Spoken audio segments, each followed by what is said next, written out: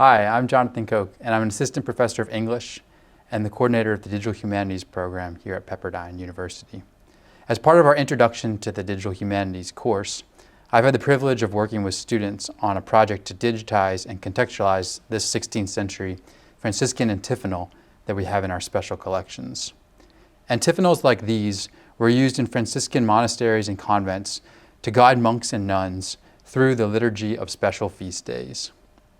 Antiphonals were usually sung before or after the chanting of a psalm. Our antiphonal came to Malibu from a convent in Seville, most likely a Franciscan convent, which you can see from the front cover. There was the ornament that is the Franciscan coat of arms. And you can also see that it's from Seville from the note here that's in Latin and over here that's in Spanish.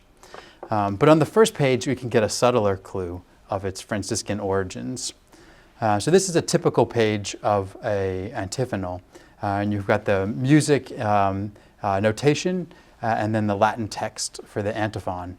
And here at the bottom, this illuminated border, we have this little image right here, which is the 5 wounds of St. Francis, which gives us another clue that this is a book that came from a Franciscan convent. We can see evidence of how this antiphonal was used in the convent from the wear that you can see in the corners of the pages here, and little moments like these droppings right here, which are almost certainly wax droppings from the candles that would have been used to see this book in the convent space in Seville where it would have been used.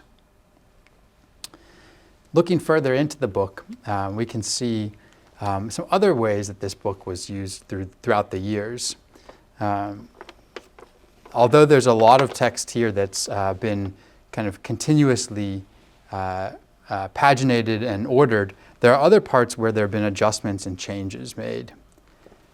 So on this page here, you can see a slightly different handwriting that's now appeared on the spread. And we have the end of a feast up here from the original handwriting, which is the feast of St. Michael, the Archangel.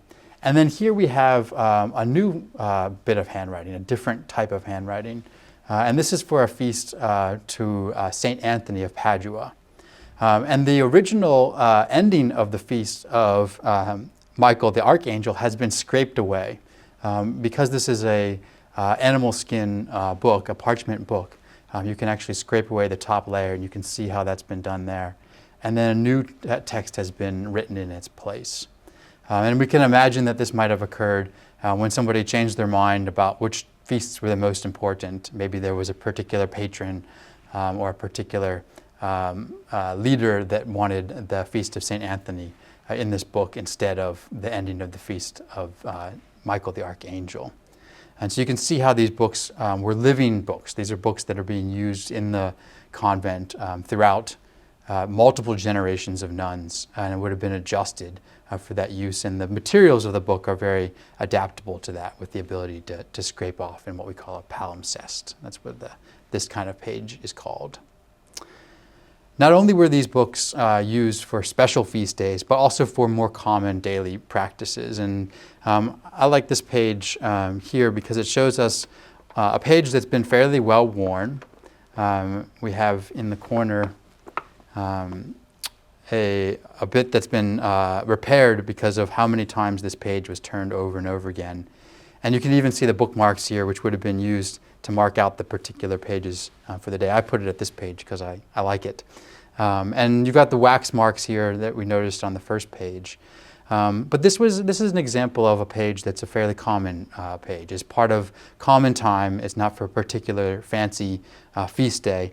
It's a page of devotion, a page where you might see some evidence of worship. And you can see here, I'll translate the Latin for you. You are my friends if you do what I did first. And then you can see on the next page, says the Lord. And then you would sing a psalm. And then you come into the next part, which is a part from the Sermon on the Mount, the Beatitudes. Blessed are the peacemakers, Blessed are the pure in heart, for they will see God. And I love this page because in this page we can also see a little glimpse of how these nuns saw God, how they used this book as an act of devotion, an opportunity to calibrate their hearts to see God in their daily living.